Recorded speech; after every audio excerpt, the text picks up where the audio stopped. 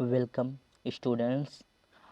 मैं आज आप लोगों के लिए लेकर आया हूँ सामान्य हिंदी का जो 2024 में पेपर आने वाला है, उससे कुछ मिलता जुलता हुआ टॉपिक है और इसमें कुछ मिलते जुलते हुए क्वेश्चंस मिलेंगे आपको, गद्यांश पद्यांश और कुछ रचनाएं या कुछ क्वेश्चंस होंगे जो आगे के 10 पूछे जाते हैं गद्य और पद्य साहित्य के, वो आपको इसमें मिलेंगे।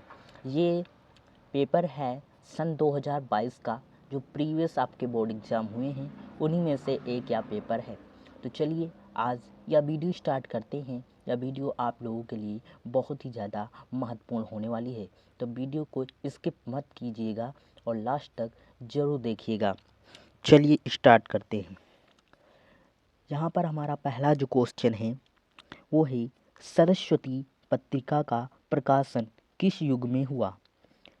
तो सरस्वती पत्रिका का जो प्रकाशन है वो किस युग में हुआ, ये पहला क्वेश्चन है हमारा। हमारा दूसरा क्वेश्चन है, संस्कृत के 4 अध्याय पुस्तक के लेखक हैं। और गा नंबर है, रामचंद्र शुक्ल द्वारा लिखा गया निबंध है। अजातशत्रु किस विधा की रचना है? तो किस विधा की रचना है? नाटक। आगे की रचना शेखर एक जीवनी। कबीरदास प्रमुख कवि हैं, तो सगुण काव्य धारा के बिहारी लाल के प्रमुख रूप से किस छंद में रचना की है? तो चौपाई। नौका विहार कवि का संबंध किस नदी से है? तो यमुना नदी से है। प्रयोगवादी काव्य धारा के कवि हैं, कौन हैं? वो आप लोगों को पता करना है। आंसू काव्य में प्रधान रस क्या है? मतलब रस है, कौन सा रस है? ये आपके सामने एक यहाँ पर गद्यांश दिया हुआ है, जो कि 5 × 10 नंबर का आता है। राष्ट्र का तीसरा अंग जन की संस्कृति है। ये किस लेसन से है? यहाँ पर लेखक का नाम और पाठ का नाम लिखना है। और तीसरा अंग कौन सा है? राष्ट्र का विकास किसके द्वारा संभव है? और जन मस्तिष्क क्या है? रेखांकित अंश की व्याख्या। ये यहाँ पर अथवा करके दिया गया है। यहाँ पर मुझे मानव जात की दुर्गम निर्मम धारा, इसमें भी उसी तरीके से कुछ करना है। फिर यहाँ पर 4 नंबर में क्वेश्चन, ये भी 10 नंबर का आता है। मैं नीर भरी दुख की बदली, ये किस लेसन का है और कवि का नाम क्या है, ये इसमें बताना है। और इसमें कुछ क्वेश्चन दिए गए हैं, उनको आपको करना है। ये एक बार आप लोग देख लीजिएगा। अथवा करके दिया गया है, सावधान मनुष्य यदि विज्ञान है तलवार, इसका पाठ का शीर्षक और कवि का नाम लिखना है। और कवि मनुष्य को सावधान क्यों कर रहा है और विज्ञान तलवार क्यों कहा गया है। अब इसमें 5 नंबर में आता है, निम्नलिखित में से किसी लेखक का साहित्यिक परिचय देते हुए उनकी कृतियों के बारे में लिखिए। अधिकतम सीमा शब्द 80 शब्द। इसमें 3 दी गई हैं, तो आप इसमें से 2 याद कर लेंगे तो आपके लिए बहुत भी ज़्यादा इंपॉर्टेंट रहेंगी। Doctor Hazari Prasad Dwivedi and doctor APJ Abdul Kalam, ये 2 याद कर लीजिए बस। अगला है खा नंबर, इसमें एक कवि का इसमें भी लिखना है। तो यहाँ पर अयोध्या सिंह उपाध्याय हरिओं, इन तीनों में से कोई एक कर लीजिए या फिर दोनों याद कर लीजिए। हरिऔध की और जयशंकर प्रसाद की 2 याद कर लीजिए। फिर आता है 6 बहादुर अथवा ध्रुव यात्रा कहानी की कथा सार, तो इसमें यहाँ एक कहानी याद कर लीजिए, आप कोई बहादुर कहानी याद कर लीजिए, 5 नंबर पक्के।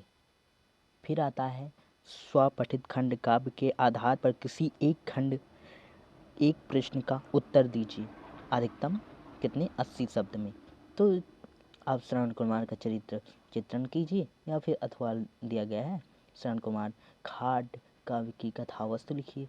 लेकिन ये होता है आपके ज़िले अनुसार, तो किस ज़िले में कौन सा होता है ये आप लोग देख लीजिएगा। जिस ज़िले में जौन सा आता है उसको आप लोग तैयार कर लीजिएगा। बहुत ही आसान है और बहुत अच्छी तरीके से तैयार हो जाते हैं। फिर आ जाते हैं खंड खा, दिए गए संस्कृत गद्यांशों में से किसी एक का संदर्भ सही हिंदी अनुवाद कीजिए, ये हो जाएगा। फिर जो अगला आता है देख सकते हैं यहाँ पर, ये संस्कृत का वही गद्यांश दिया हुआ है, ये श्लोक दिया गया है, इसके 7 नंबर मिलते हैं। ना चौहार्यम ना च राजहार्यम ना भ्रात भार्यम ना च भार्यकारी बेकर्ते वर्तते एवं नित्यम विद्याधर्म सर्वधर्म प्रधानम। ना चोर चुरा सकता है, न राजा हरण कर सकता है, न भाई द्वारा बांटा जा सकता है, और ना ये कभी खत्म होती है। विद्या एक ऐसी चीज़ है जो निरंतर बढ़ती रहती है। विद्या धनम सर्वधनम प्रधानम, इसीलिए विद्या सभी धनों में प्रधान है। अथवा में दिया गया है, सुखार्थीन कुतो विद्या कुतो विद्यार्थम सुखम सुखार्थी व तद्येत विद्या विद्यार्थी व तजित सुखम। सुख को विद्या कहाँ और विद्या को सुख कहाँ। मतलब अगर सुख चाहने वाले को विद्या त्याग देनी चाहिए और विद्या चाहने वाले को सुख त्याग देना चाहिए। फिर अगला है 9 नंबर, मुहावरे, अक्ल का दुश्मन, गागन में सागर भरना, हाथ पीले करना, मुंह फुलाना। 10 नंबर, संधि विच्छेद, पुस्तकालय का सही संधि विच्छेद क्या है? पुस्तक धनालय, पुस्तकालय। अगला है हमारा तथीति का सही संधि विच्छेद क्या है? फिर नायिका का संधि विच्छेद क्या है? इसमें टिक का निशान लगा हुआ है, आप लोग देख लीजिएगा। मैं टाइम ज़्यादा नहीं लेते हुए आप लोग को बहुत ही जल्दी सारा पेपर अभी सॉल्व करके दे देता हूँ। आत्मनिभाव शब्द में विभक्ति और वचन क्या है? सप्तमी विभक्ति एक वचन। नामश में विभक्ति और वचन है, और इसमें 11 नंबर में आता है का नंबर अभिराम अभिराम। इसमें सही अर्थ का चयन करना है। स्वर्ण स्वर्ण। अब निम्नलिखित शब्दों में से किसी एक शब्द के 2 सही अर्थ लिखिए। तो कर्ण का हो जाएगा कान कुंती का पुत्र, काल का समय मृत्यु, आर का सूर्य, और मदार। ये बहुत इंपॉर्टेंट है, आप लोग इन्हीं को तैयार कर लीजिएगा। आपके 100 में से तो 80 प्लस हो जाएंगे। वाक्यांशों के लिए एक शब्द का सही चयन करके लिखिए। जो जीता ना जिसके अजीब, रास्ता दिखाने वाला, पथदर्शक। निम्नलिखित में से किन्हीं 2 शुद्ध करके लिखिए।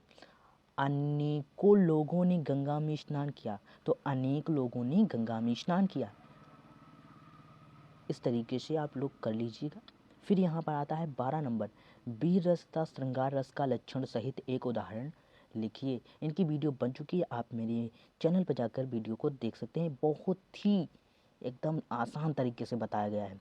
सलेश अथवा उपमा अलंकार की परिभाषा लिखते हुए उदाहरण लिखिए। ये सारी वीडियो आपको दोहा और कुंडलिया छंद का लक्षण एक उदाहरण लिखिए। ये सारी वीडियो आप लोगों को हमारे चैनल पर मिल जाएंगी, जाके वहाँ पर पढ़ लीजिए। फिर 13 नंबर आता है, सफाई व्यवस्था है तो उचित अधिकारी को एक पत्र लिखिए। तो बहुत आसानी से लिख सकते हैं, इसका भी वीडियो मैं बना दूंगा। फिर कुछ नहीं, बस आखिरी में बचता है आपकी भाषा शैली में निबंध लिखिए। निबंध तो आप वैसे भी लिख सकते हैं, हमारा निबंध से रिलेटेड ही चैनल है।